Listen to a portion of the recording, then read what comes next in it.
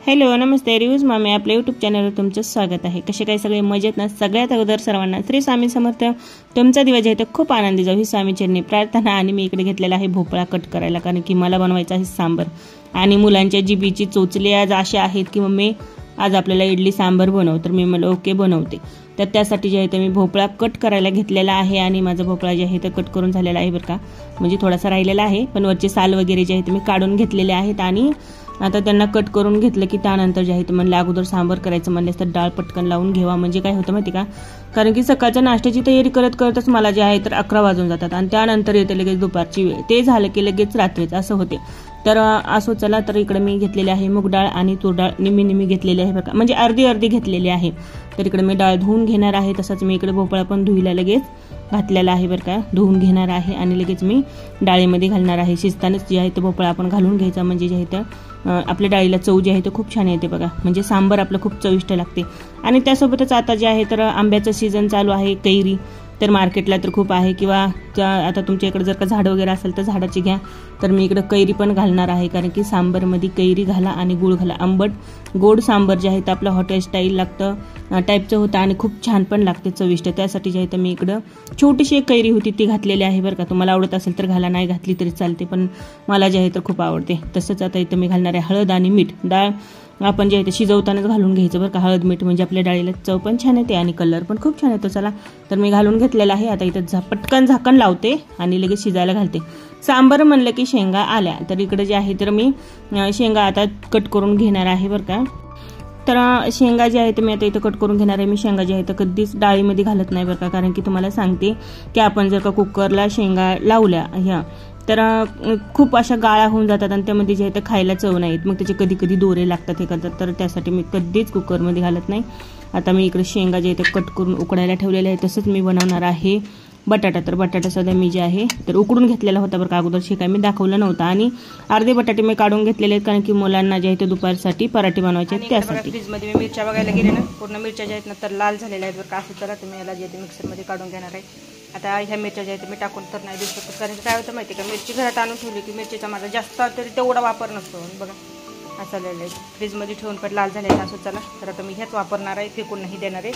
आणि हे लसूण आणि हे जे आहे मी ग्रेव्ही करून घेणार आहे। त्याकडे मी हिरवी मिरची, लसूण, जिरे आणि यांच्यासोबत घालणार आहे मीठ, मला हे घालायचं आहे बरं का ह्याच्यामध्ये बटाट्यामध्ये म्हणून। तर चला मी अगोदर जे आहे याची बारीक करून घेते। आपला बटाटा जे आहे तर बघा मी इकडे तयार करून घेतलेला आहे बरं का, आणि हे बटाटा जे आहे तर आपल्याला डोश्यासोबत लागणार आहे, म्हणून मी जे आहे तर बटाटा करून घेतलेला आहे। आणि ते मी थोडेसे बटाट्याचे आहेत जास्त शिजवलेले आहेत बरं का, कारण की आपण बघा डोसा खायला गेले की बटाटा जे आहे ते जास्त शिजलेला नसल्याच्या नंतर ते खायला चांगलं नाही लागत, त्यासाठी मी चांगला गाळा शिजवलेला होता। आणि इकडे मी सांबरसाठी टोमॅटो आणि बटाटा हे कट करून घेतलेला आहे, तसंच कढीपत्ता घेतलेला आहे, लसूण घेतलेला आहे आणि टोमॅटो पण सगळंच घेतलेलं आहे बरं का। तिकडे आपली डाळ जी आहे ते झालेली आहे, तर खूप छान बघा आपली डाळ जी आहे ते शिजलेले, बरं झालं पटकन झाकण काढलं, नाही तर डाळ जी आहे ना तर मला बोडाला लागली असते असं आहे। असं चला, तर खूप छान शिजलेली आहे, तर तुम्ही तर पाहू शकता। तर मी लगेच पळीच्या साह्याने जे हटून घेणार आहे, कारण की आपली डाळ जी आहे आपण गरमच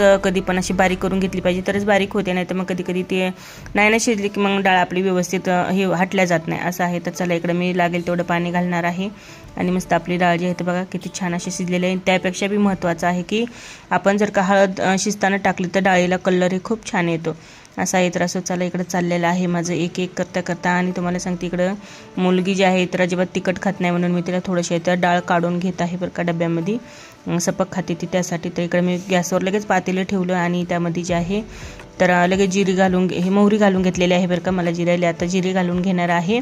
आणि आता सांबर बनवायचं म्हणजे असं बऱ्याच गोष्टी असतात, तर इकडे मी लसूण पण घातलेला आहे बरं का।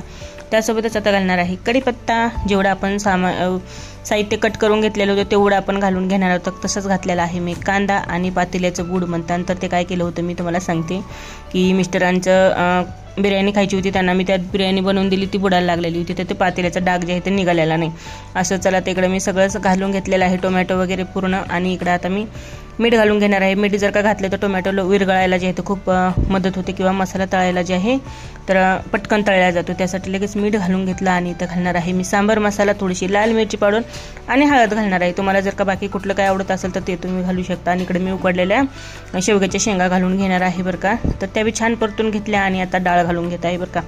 तर आपलं बघा सांबर जे आहे ते खूप छान दिसत आहे, पण आता बघू चव कशी लागते कशी नाही ते खाल्ल्याच्या नंतरच समजणार आहे आपल्याला. असं चला ते इकडं जे आहे तर डाळ उकळलेले आहे, तर म्हणलं बारीक गॅसवर जे आहे तर डाळ ठेवून द्यावा म्हणजे शांतपणे ती उकळत पण. आणि तसंच इकडं जे आहे तर बघा मी डाळ ठेवून दिलेली आहे बारीक गॅसवर. इकडे घेतलेलं आहे मी आता इडलीचं भांडं आणि याच्यामध्ये जे आहे तर घालून घेणार आहे पाणी आणि यात टाकणार आहे अर्ध लिंबू. लिंबू जर का आपण घातलं तर आपलं जे भांडं काळं होतं ना तर ते भांडं काळं होत नाही बरं का. नक्कीच ट्राय करून बघा कधी जर का इडली करत असाल तर. आणि आपलं बॅटर बघा किती छान असं हे झालेलं आहे. मी यात इनो वगैरे किंवा खायचा सोडा सध्या घातलेला नाही आहे. खूप छान आपलं जे आहे आता उन्हाळा असल्यामुळे बॅटर फुगते. त्यासोबतच मी इकडं जे आहे तर बघा आपल्या इडली पात्राला जे आहे ते तेल लावून घेत आहे बरं का. तर म्हणलं पटकन आवरून घ्यावा कारण की बाकीचे पण कामं खूप असतात, तर असं आहे. तर इकडं तेल लावून झालेलं आहे, तर मी म्हणलं थोडंसं जे आपलं बॅटर आहे तर थोडंसं फेटून घ्यावं म्हणजे आणखीनच आपली जी आहे ती इडली फुगायला मदत मिळते त्यासाठी. आणि त्याच्या इथं काय पडलं होतं काय माहिती, आत्ताच पडलेलं होतं बरं का. तर ते पण मी काढून घेतलेलं आहे. आणि यात मी जे आहे तर रात्री थोडंसं मीठ घातलेलं होतं, पण मला असं वाटतं की कमी झालं आहे मीठ, त्यासाठी जे आहे ते मी थोडंसं यामध्ये आणखीन जे आहे ते मीठ घालून घेणार आहे बरं का. तर तुम्ही पाहू शकता आपलं बॅटर जे आहे ते जास्त घट्टही नाही आणि जास्त पातळही नाही. तर इकडे आपलं पाणी पण उकळलेलं आहे. इकडं मी भांड्याला तेलही लावून घेतलेलं आहे. आणि आता मी जे आहे तर इडलीच्या भांड्याचे आहेत आपलं बॅटर घालून घेत आहे. तर असं चला कशी होते कशी नाही, कारण की बॅटर जे आहेत आपलं खूप छान फुगलेलं आहे. आता उन्हाळ्याचं काय होतं माहिती का, इडली खूप छान फुगते बरं का. फायनली आपली जी आहे तर इडली आता तयार झालेली आहे. म्हणजे मी जे आहे आता प्लेट जे आहे तर बाहेर काढून घेत आहे बरं का. बघता तर खूप छान झालेली आहे बरं का. तर चला मी काढून घेत आहे आता एक जे आहे तर मी इथं काढून घेईन. तर खूप छान फुगलेलं आहे. मी यात जे आहे ते विनो वगैरे काहीही घातलेला नाही बरं का असं.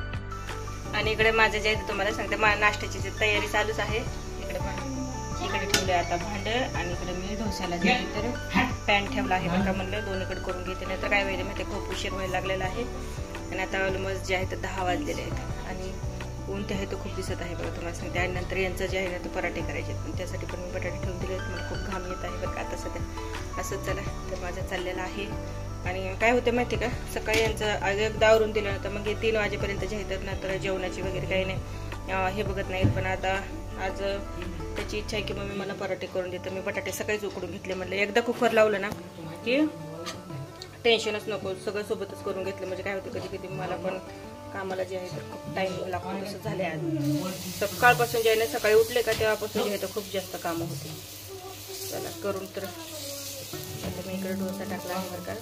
छोटे छोटेच करणार आहे, नाही तर काय करत माहिती का हे बी खात नाही. आणि इकडे जे येते दोघांचे भांडण दाखवलं.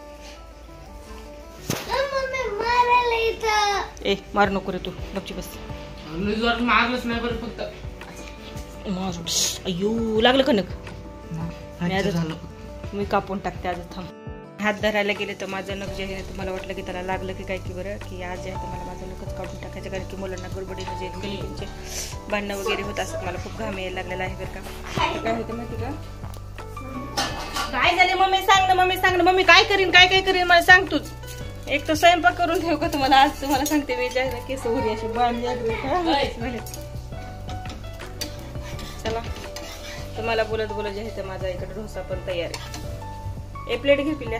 फायनली आता माझा इकडे जे आहे तर डोसे तयार झालेले आहेत, इडली तयार झालेली आहे, सांबर बटाटा सगळंच करून हे जे आहे तर झालेलं आहेत. आणि आता मुलांच्या पोटातले कावळे जे आहेत तर मला असा आवाज देत आहेत की मम्मी आता आम्हाला दे. तर म्हणलं थांबा 2 मिनटं. तर त्यासाठी जे आहे तर म्हणलं लगेच डोसा मी जे आहे तर काढून घेतला होता, पण म्हणलं त्यावर लगेच दुसरा घालून घेते, कारण की मला जे आहे तिकडे देवाला नैवेद्य दाखवूस तर जे आहे ते इकडं दुसरा डोसा जे आहे तर माझं होऊन जाईल. तर असं आहे. तर डोसे खूप छान होत होते बरं का तुम्हाला सांगते. आणि मुलांचं बी काही हे नाही आहे, कारण की टायमिंग झाला होता तर त्यांना पण भूक लागली असेल. तर असं चला इकडं माझा डोसा वगैरे मी घालून घेते, देवाला नैवेद्य दाखवून घेते आणि मुलांना पण खायला देते. तर तुम्हाला व्हिडिओ कसा वाटला नक्की सांगा, आणि आवडला असेल तर नक्कीच लाईक शेअर सबस्क्राईब मात्र नक्की करा. आणि इकडे माझं चालू आहे आता देवाला नैवेद्य दाखवणं. सगळ्यात अगोदर जे आहेत आपण देवाला काहीही केलं तरी आपण देवालाही विसरू नाही. तर असो चला तर सर्वांना बाय. श्री स्वामी समर्थ. भेटू उद्याच्या अशाच छोट्याशा